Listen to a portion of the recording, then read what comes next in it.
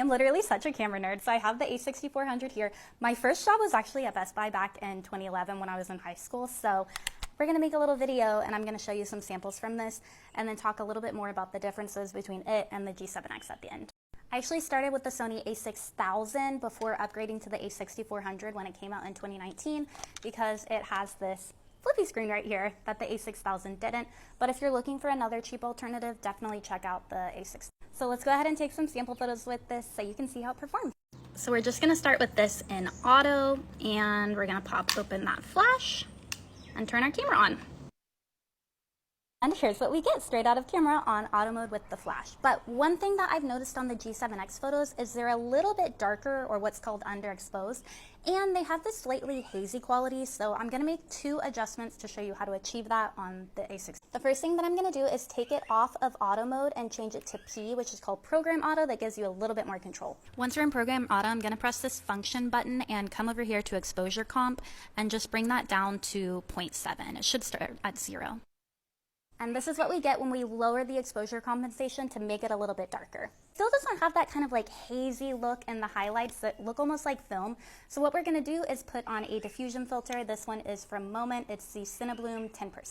This looks like a little piece of glass that you can actually screw onto the front of your camera lens. And I felt like the last photo was a little bit too dark, so I'm gonna change the exposure compensation to 0.3, so it's just a little bit brighter.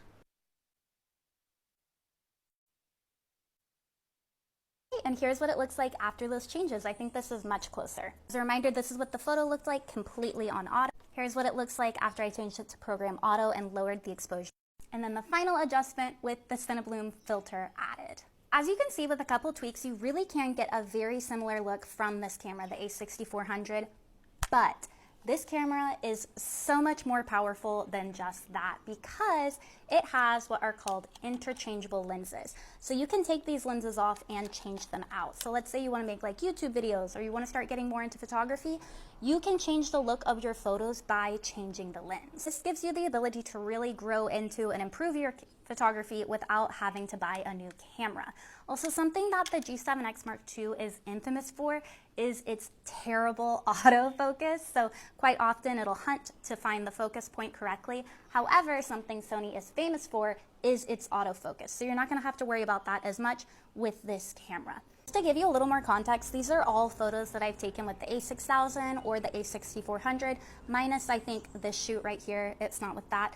But this is a fantastic camera if you want to start getting better at photography or even making YouTube videos. It is really, really good for that as well.